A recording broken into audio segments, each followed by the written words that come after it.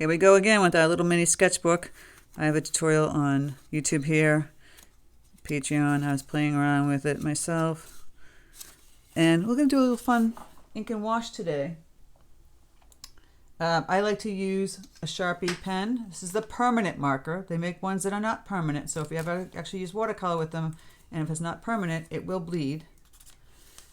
Simple. We can do some sunflowers. We can do a vase. We can have fun with this.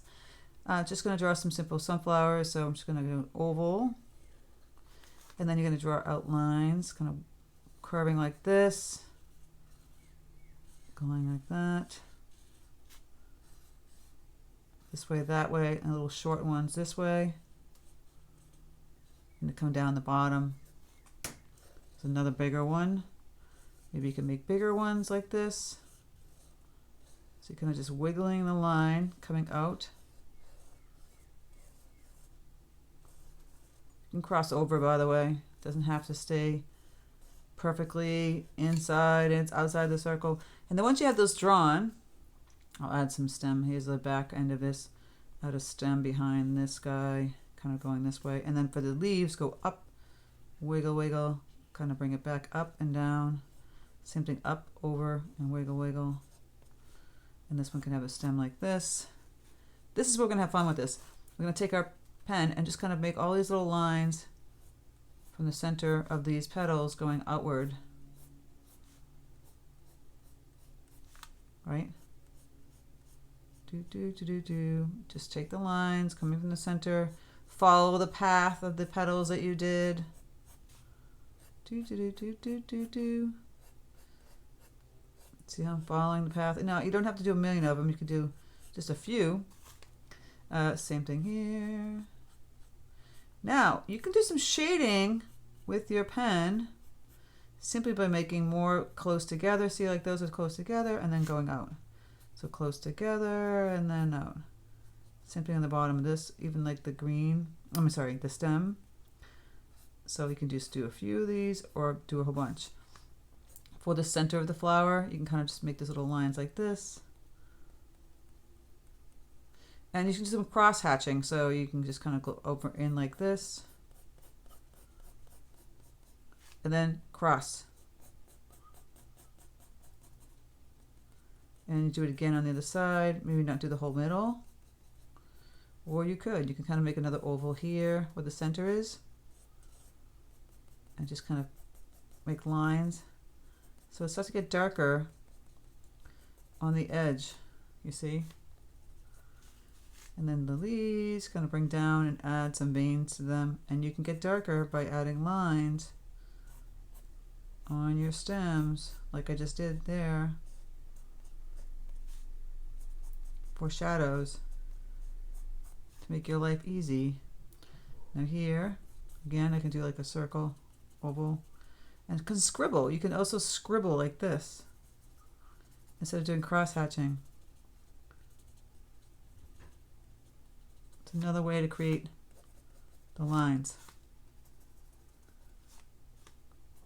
And you could draw a little bee up here, or a butterfly, or anything you'd like. But this is the marker that I use and doesn't bleed. It doesn't bleed. You give it a minute, and then you can fill it in with color. Take this. Boom.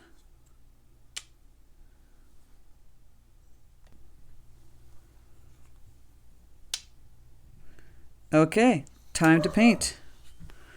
Clip this on my little sketchbook. And let's fill her in. I'm going to grab my Princeton 8 long round aqua elite series. Get some yellow. This is cadmium yellow deep from Holbein. Cadmium red light. A little bit more yellow. And we're just going to fill in our little flowers. It's hot press, so it glides.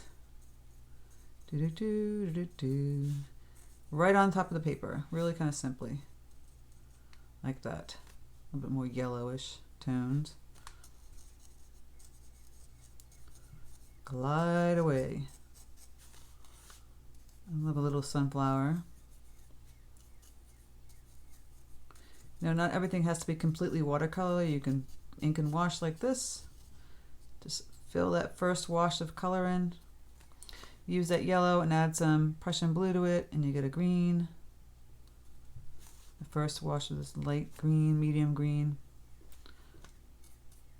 I'll add that for my leaves. Really quick. Super sweet to play with this.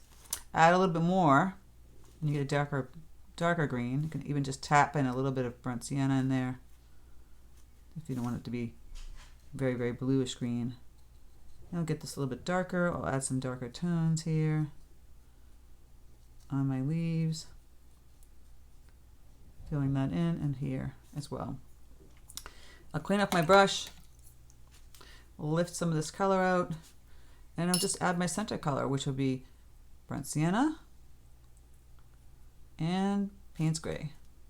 Makes a nice deep brown, more burnt sienna. We can just kind of fill this in.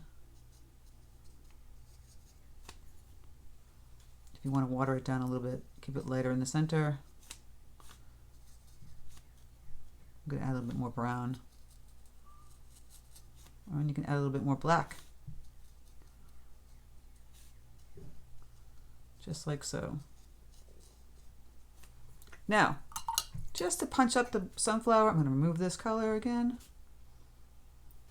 I'm going to add cadmium red light, a little bit more yellow. Look at that orangey color. It's dry. We can add this beautiful color in here. Right on top of the petals that we just painted. Look at that vibrancy. Sometimes some people are better at drawing than painting, and some people are better at painting than drawing. Sometimes you need to use your strengths to help you here. So if you're better at doodling and drawing little flowers like this is a great exercise in playing with color, right? I'm gonna add a little more yellow. You could make it, you can add some brown, you can kind of bleed it and touch next to the center here. Just fill it in next to it. Just tapping the color a little bit and moving it out. And you can keep it like this. I remove some color out of my palette, or you could put a pretty blue behind it. So ultramarine blue is really pretty because mine's a little dirty because I've had a dirty brush. I'm just cleaning my brush. Great color. Getting that color all in there. There we go. And adding a little bit of water. And we can add some blue. Just take our time and go around the petals. Get this vibrant color. Just the blue with the yellow and the green. Now this is hot press paper, so the paint just glides and sits on top. It's another way to play with watercolor. I usually love to play with cold press, but I also love to play with hot press. It's great for sketching and just playing different ways you want to just move the paint. Like I said, so it sits on top of the paper and glides. It doesn't really seep in like cold press does.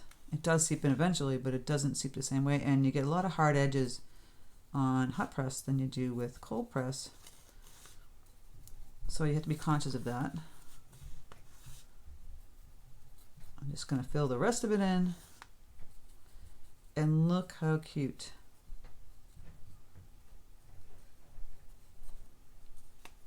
See, it's just a little bit different. You don't get this clean wash. I'm adding a little bit more color here, but it's still fun to play with.